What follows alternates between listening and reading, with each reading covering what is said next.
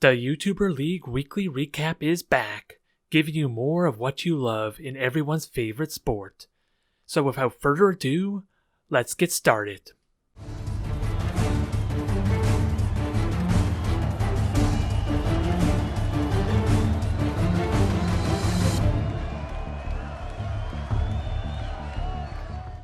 Welcome back everyone, as another week has gone by for the YouTuber League season. And I am so excited to see what's in store for us now with our 16 teams. However, sadly, I will have to announce that now that the entire Slaaneshi Elves have followed in their coach's footsteps and have completely vanished, doing Slaaneshi knows what, as we are now missing a team for the remainder of the season. Although thankfully, some homeless humans eager for work have volunteered to take their place for their upcoming matches. And when I mean eager, I clearly meant that they were threatened to be fed by Mr. Fluffy and the bosses of sauces if they chose not to don the elven gear and get bashed around for our amusement. Now that our coach problem has been dealt with, let us dive into this week's round of matches and see just what happened. Is Frank really a tank? Yeah, he likes to think he is. To start us off for the first match of the week, we have Nuclear Winters going up against Omega Eta Alpha. Both teams are eager to claim their first win, as the Undead start off poorly on the kickoff, with Bluto failing a block on the Elves, which promptly opens up the ball to an early sack by Formal's team. The match immediately turns into a massive brawl for the ball, as Elves and Undead alike bashed each other for the fans' viewing pleasure. This fight dragged on for the majority of the first half, leaving multiple Elven players injured as a result of the onslaught. Thankfully, Snow White's injuries were treated by the apothecary, until finally the Elves were able to win the fight to take the 1-0 lead. It was a little scary. He cannot. Funny though. Didn't even need to stall. Oh shit, this is getting... The game naturally stalled for you right into the last turn. I know.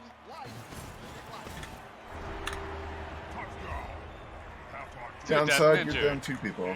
But you don't have your ghoul back, so one less threat to score. With 2 Elves down going into the second half, the Winter was looking in a really good position as they received the ball. Although, the Undead managed to break through the line of scrimmage easily to pressure the runner. And with Nuclear Winter forced into an early cage formation, Omega Alpha swarmed the Elves before they could set up to move the ball up the field, and managed to put an end to Snow White's career, once and for all. At risk of further being overwhelmed, they attempt the passing play regardless. It unfortunately doesn't pay off, however, and with the ghouls rapidly in pursuit, they fight once again for the loose ball. It took all the Elves cutting to pry the ball back from the ghoul in order to extend their lead 2-0.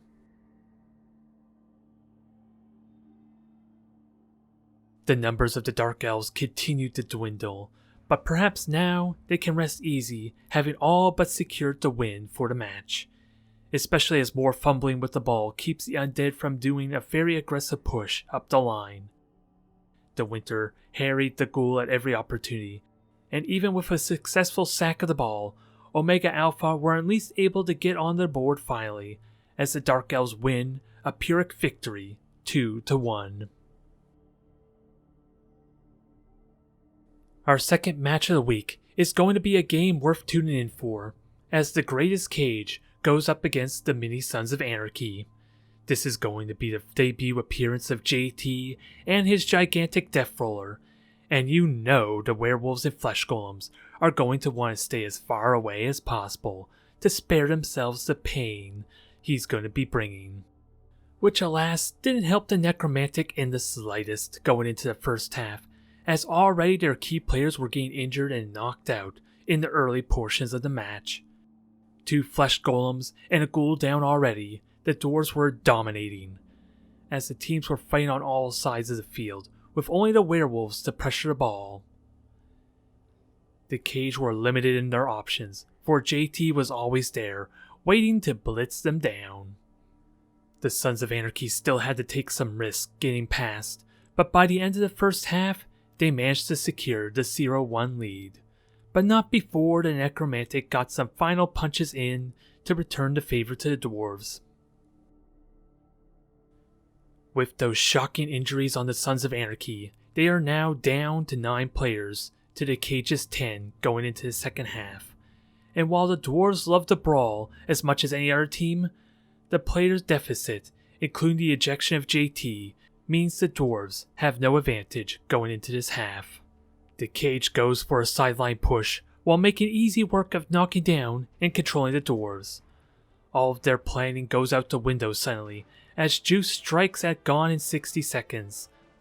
Despite the miracle play, with no follow-up by the Dwarves, Gone in 60 seconds quickly retakes the ball and rushes down to tie the game up 1-1.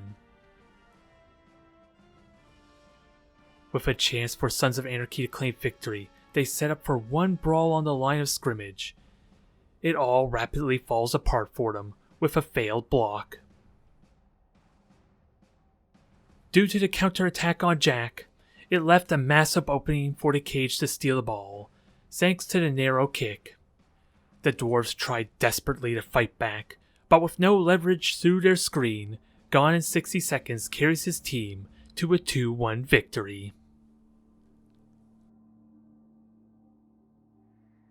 For match 3, we have the Reikland All-Elite versus the Godlike Puns. And with both these teams the strongest teams in the league so far, you know this is going to be a good match, as the game starts off immediately with a fumbled pickup of the ball by the Reikland team, turning the game into a chaotic scramble to pick it up. With the strength of the Ulfwereners and speed of barely Odin on, the Norse made short work of the human defenses, scoring an incredibly fast touchdown in the early minutes of the game. For the next kickoff, things go slightly better for the All-Elite, which thankfully involves not fumbling the ball, giving the fans a traditional match going into this drive. Both sides play tactically early on, but an opening in the Pun's screen allowed Reikland to blitz through with CM Punk and form a cage behind the team's line. Unable to contest the cage, the Norse instead aim to tear apart all the players they can get their hands on, starting with their Ogre. The brawling lasts for the rest of the half as All Elite managed to stall out the clock before finally scoring to tie up the game. It was a very bloody game in the first half, with Reikland down to 8 players versus the Norse's 9. And as the numbers continue to dwindle down, we will see just how scrappy these two teams can be when push comes to shove. Norse try for an immediate sideline cage, but are unable to form up aggressively on Reikland's side of the field, as we've seen previously with the Elves. As a result, Reikland move in to try and pin them off, leaving the Puns to fight their way through their lines. Even with the threat of frenzy and the advantage of numbers, the godlike Puns are unable to break the sidelines as they were hoping. But with the number of players All Elite committed to stop them, they opted instead to circle back and around the Empire team. The gamble doesn't pay off, however, as CM Punk, still incredibly fast, regardless of his absurd strength, counters the play and takes the ambitious runner down. The Norse, however, were waiting for such a moment, and before CM Punk could celebrate his moment of glory, the trap was sprung, and the star player was removed from the pitch. Things now looking all the more grim for Reikland, with 5 injuries on their team and the loss of CM Punk. They go all in to rush down the Norse runner, hoping to overwhelm him before the rest of the team arrives to support. But with successful tackles and most of the players on the ground, the godlike Puns ran through their lines without issue to win the match at 1-2. Unfortunately, with the ejection of the Slaaneshi Elves for our 4th match, our new team of volunteers, the Bright Wings, take their place against the Bouncing Warriors. Although this match, however, was not recorded, as even with these two hopeless teams, there was no excitement to be had for the viewers. Although, for the sake of recording the score, the Bouncing Warriors did somehow manage to win their game against the expendable Brightwings, 0-1. If I can't hurt you, I might have to do something beyond bonkers. Well, you got the tools to definitely hurt me, so. Buddy, I keep telling this to everyone. I'm facing a guy who hardly hurts anyone. Yeah, but every single game I play, I get an injury. Now we move on to match number 5, with the Jailhouse Rockers going up against the Fragile Bloodmarks. For the Elven Union team, this is going to be a relaxing and perhaps even enjoyable game for them, as for once, they are going up against a team that is even more fragile than them, which is quite the feat when your team is named after how easily they can die. Although the fact that the Underworld Blitzers and Trolls have not gotten any additional skills to enhance their power contributes heavily to this fact as well, for if they were facing off later in the season, it would have been the Skaven players that would be doing the damage most likely. With that said, however, the Underworld play a very tight and defensive formation, which gives the Elves free reign of the sidelines. And as you would expect, the Bloodmarks immediately take advantage of this as they set up residency on the Rockers' side of the field. They didn't try for a usual fast touchdown strategy, but they did tie up the Underworld team and keep them on the side of the field as a result. But First Degree was the wild card of this match, as he made it very awkward and uncomfortable for the Bloodmarks with his brazen charge into the middle of their lines. Even unsupported by his team, the Troll caused total chaos for the Elves, as they tried to avoid him. There was only one option, as the Bloodmarks surrounded First Degree to keep him under control. Before Gladiator could celebrate taking First Degree off the field, the Jailhouse Rockers dropped their secret weapon on the Elves. Yep, kinda thought you would. Oof. Ooh. He's fine, at least. Oh, badly hurt. Alright, stun. KO. Look out. Yeah, that was a really juicy fireball. I would have done the same thing. I saw it at the later bit. Ooh, cool. The rest of them are still up. The Wizard was essential in evening the odds, as the Rockers were already down 3 players with First Degree getting knocked out. But the Elven Union were clearly in control of this half, as their greater strength allowed them to fight head-on until they were ready to finally score. It may not have been as flawless as the Elves probably envisioned, for one risky blitz gets the Underworld players right into Prone's face. The Rockers try to push their luck, hoping a throw deep into the Bloodmarks field would deny them their important touchdown. But with it failing, the Elves managed to recover the ball, gain it back up the field, and successfully managed to get on the board at 0-1. I want to do this so I can get rid of your chainsaw. But if all my guys wake up, not Yeah. happening. If all your guys wake up, then only one guy wakes up. So, yeah, chainsaw's coming in. Going into the second half, even with First Degree yet to recover from his injury, the Underworld team are still up 1 player over the Elves, thanks partially to star player Nobla, who was only on the field long enough to remove a journeyman player before the ref ejected him from the game. But it was enough of an impact for the Underworld's morale, as they start the second half swinging, immediately taking out 2 of the Bloodmarks, bringing their numbers down to 6 players. It didn't stop the Elves from advancing, for with the narrow formation, Gladiator advanced his whole team past the line of scrimmage, with their eye on the ball.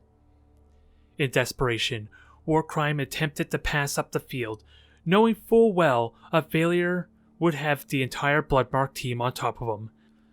And thankfully, that premonition did not come to pass, as Drugrunner manages to grab the ball and make his escape. However, the Elven's secret weapon, Paper, was hiding in the backfield, and during his time recovering from his crippling injury back in round 2, he has been training hard for his return. This Strength 4 catcher's work has clearly been paying off. With the ball scattered, both teams fought for possession. Despite the dominance of Paper's training, he was overwhelmed by a number of goblins surrounding him. More players joined the brawl, but just as soon as one team managed to get the ball, the other immediately dragged them back down to the ground. It took a Hail Mary pass to put an end to this game of tug of war.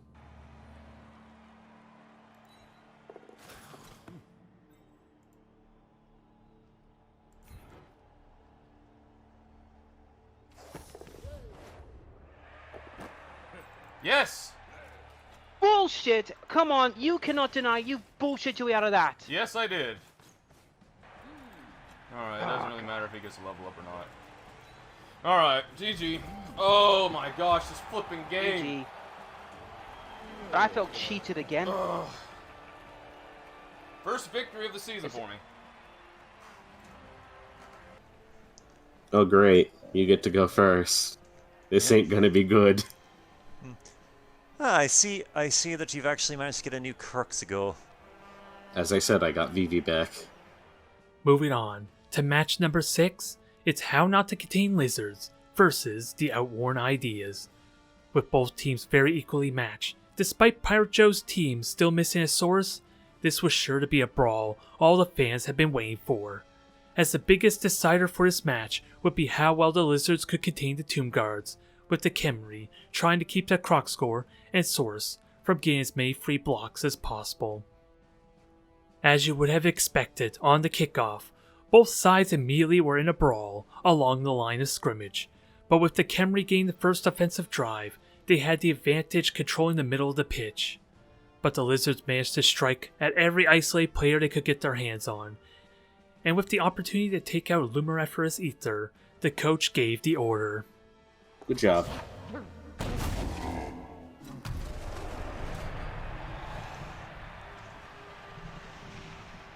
Now then, now that you are no longer that much of an issue for me, The tide began to change quickly with the loss of Ether, as the Lizards were breaking from this wall of undead before them. Sensing his formation would soon fall apart on him, the outworn coach makes a desperate play to get the ball up the field. let's see if it pays off.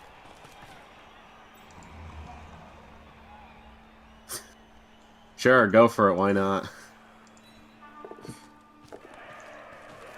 Well, you have a better chance now. It's still kind of bad, but, like, it actually worked, it seems. Well, almost. Come on, Will the reroll. 50-50. And it worked. Good job. Woo! Holy crap. Despite the successful pass, it only served to play right into the Skink's hands, and the nimble players were well within range to swarm Miasma and pry him from his prize ball. But seeing more long-term benefit in taking out the Tomb Guards quickly, they claim another victim first before finally turning their attention to the Blitzra.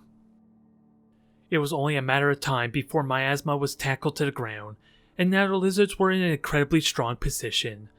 With 2 of the Tomb Guards off the field, the onslaught continued, and everyone was wondering when the referee was going to notice the massive group of swords conveniently covering for the jumping Skinks.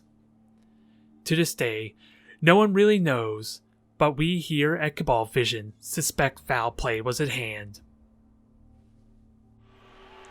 How about no, Mr. Referee Guy?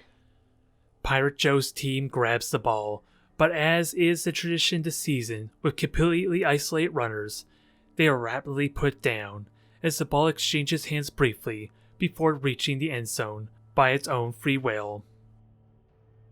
Whether through overconfidence by the Lizardmen, or if the outworn ideas were managing to keep them pinned down despite the Khemri's lack of strength, no one made a play to secure the ball. It wasn't until we neared the end of the first half that the teams remember they were playing a game of Blood Bowl and finally made one last grab for the ball. Okay, this is the part where they fail to pick up the ball. Or not. Nope. 6. Yeah, Vivi, you're going a bit too hard here. Please. Have mercy on my friend. With only one Tomb Guard recovering for the second half, the Khemri were clearly the underdogs with how the first half played out, and with the Lizards gaining the offensive drive for his kickoff, it only made it the more difficult. But overconfidence showed itself once again, if it was present at all in the first half, as a failed passing play by Skinks opened up an opportunity for the Outworn. With the Skinks successfully reclaiming the ball, we were back to our normal bash fest of a game, as every player dived into the middle of the pitch. Unfortunately, whether Catalina wanted to be involved in the brawl or not, the Blitzruz forced her into the skirmish. The Outworn almost had the chance to run away with the ball, but the Skinks responded much faster, and before anyone could blink, they were already making their way up the field. If the Outworn could feel anger, then they were clearly lashing out on the Skinks, who were ever the constant thorn in their bony ass all game long, as they aimed to take Catalina down. I can Fuck sense the deep concentration. Well, the deep concentration paid off. I'm willing to accept that, and I'm not going to risk what happens if I don't. I'm not willing to risk dealing with the consequences of that going wrong. The game of tug-of-war continues with the ball, as Outworn tries desperately to run away with it, but tailed by Source and Skinks every step of the way, it seemed impossible for them to make it to the end zone. Thanks to his successful tackles from his teammate, Psychomortar Patterning somehow managed to outrun the Skinks and secure a tie game for the Tomb Kings. Try and potentially make one of your... Try and potentially inconvenience a skink. Oh my god, it worked! I should have gone for the block first.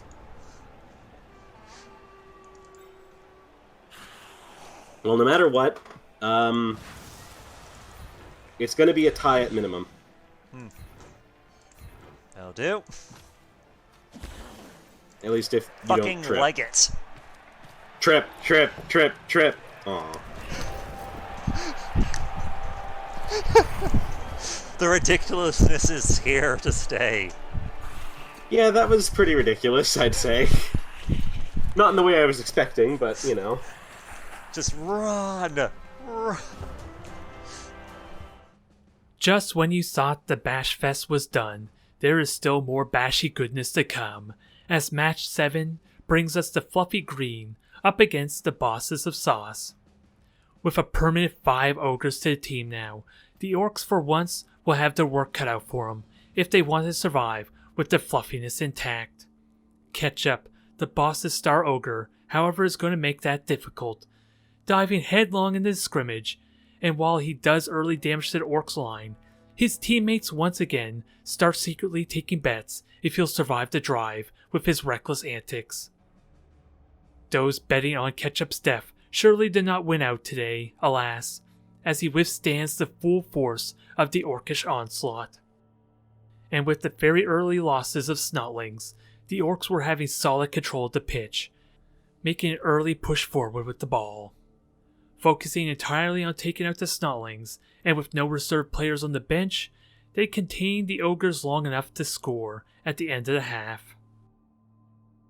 Somehow, with even Orcs fearing the power of the Ogres, Fluffy Green has managed to make it into the second half with only a single injury on their team, and with a full team on the pitch still for the Orcs, as opposed to only a single Snotling remaining for the Bosses of Sauce, things are looking very grim for the brutish condiments. Early injuries and knockouts helped tremendously to even odds, but still overwhelmed with the number deficit, Fluffy Green make an early pass for the ball. With the Ogres too busy tying up the Orcs, Ketchup once again has to carry a team with his break tackling skills. It was so close, yet so far, as the dreams for the Ogres' first touchdown of the season start to vanish as Little Mustard landed head first into the field. The Orcs rushed up to recover their prize, although feeling threatened by the Ogres, Pooh Bear throws the ball back up to Mr. Pawpaw, hoping to get past the brutes before they could rush down on the runner. But with a failed throw, the touchdown dream is alive yet again for the Bosses of Sauce.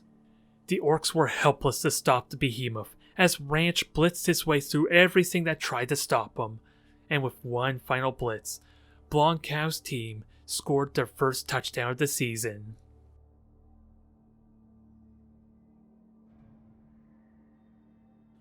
With time still left on the clock, the Orcs try to secure a win, murdering more Snotlings as a bonus thanks to the recoveries on the bench.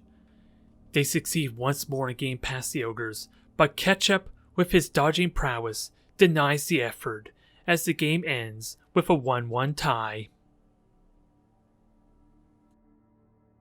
For our final match of the week, we have the Leglickers versus the Cursed Suffering, which is one of the 2 matches this season that all Amazons fear going up against, as despite being one of the strongest teams at the start of any season, their strength in having dodge is all but useless when they have to contend with the Dwarves and their baseline tackling skills.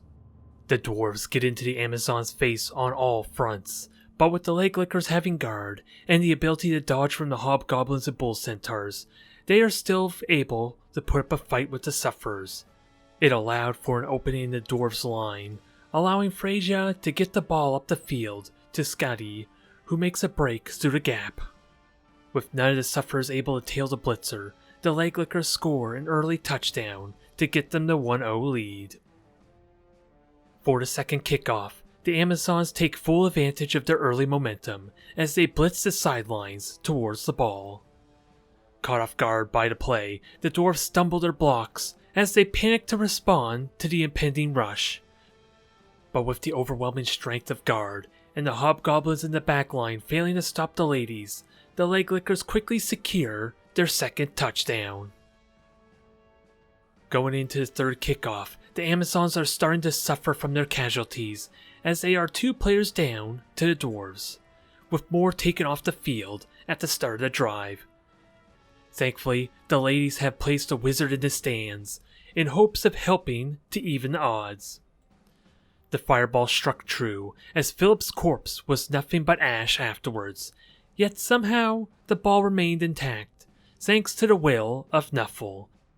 And with the might of their guard, the Leglickers dove straight for the ball once again, and with no one able to stop the runner, the Amazons end the first half with a staggering 3-0 lead. With this nearly irrecoverable deficit for the Cursed Sufferers going into the second half, the only thing they could hope for was additional casualties on the Amazons and a swift touchdown to give them a chance of catching up. They continued their trademark aggressive play, attempting to mark every player they can, and while the Dwarves have the muscle and power to justify this play normally, it leaves their center line incredibly vulnerable to a blitzing play, which the Leglickers attempt once again, and with the Bull Centaurs completely out of position to run down the ladies, the Sufferers' options were limited. However, they have started to catch on to the Amazons' aggressive rushes, and no longer caught flat-footed by the tactic, they attempt to cover the ball with their blockers, and eventually recover it with a Hobgoblin as a result. Beast moves along the sidelines with the ball, while the rest of the team continues their attempts to pin down the resilient ladies, although Oedipus is eventually surrounded and loses his life in the process. With Beast nearing the end zone, the Leglickers try one desperate play in an attempt to completely shut out the Sufferers. Managing a successful sack, it was still anybody's game on who would recover the ball, although that quickly changes as it was the Amazons' turn to be caught flat-footed as the Dwarves finally get on the board with the first touchdown. Alas, with only minutes left on the clock, a tie game for the Cursed Sufferers was impossible at this point, as the Leglickers forced their way through the spread out lines of the Dwarves, attempting for one more chance to extend their lead. With all the linewomen tying up their players, they were able to grab one more moment of glory as they ended the match 4-1.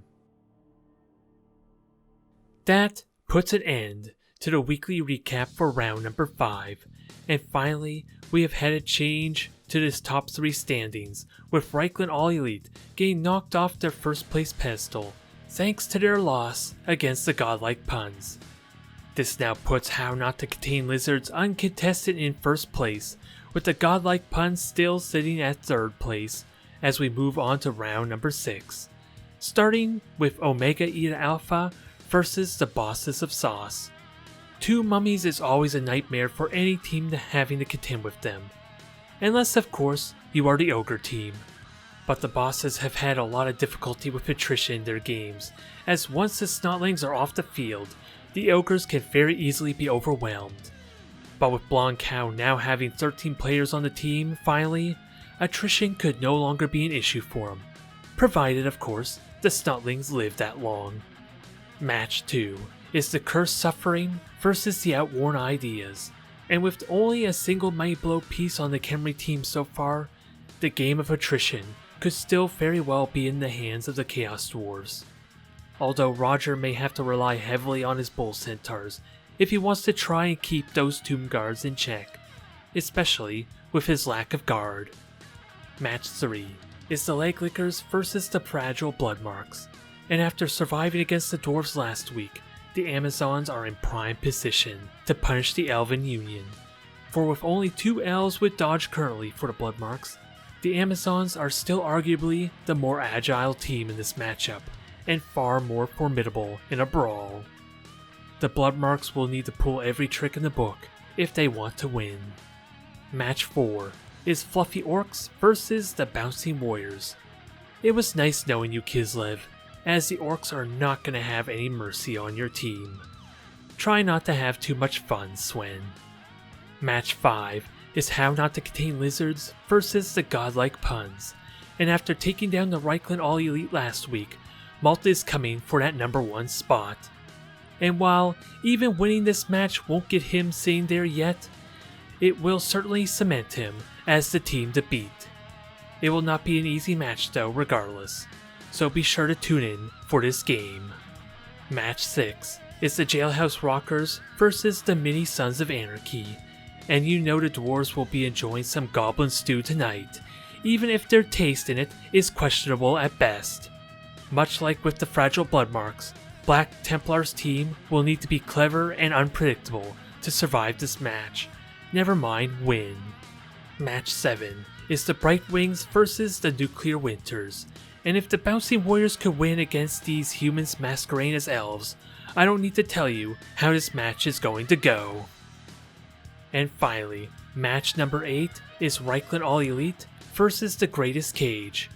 After finally being dealt a loss, a lot of this match may come down to how the human team recovers from that match with Godlike Puns. They thankfully are only missing their thrower and alignment for this match after the beatdown the Norse gave them, so they still very much are at full strength for this game. Thank you everyone for joining us yet again for another week. We still have so much more Blood Bowl left to go before the playoffs, and no matter what happens along the way, the fans are sure to win. Have a good night.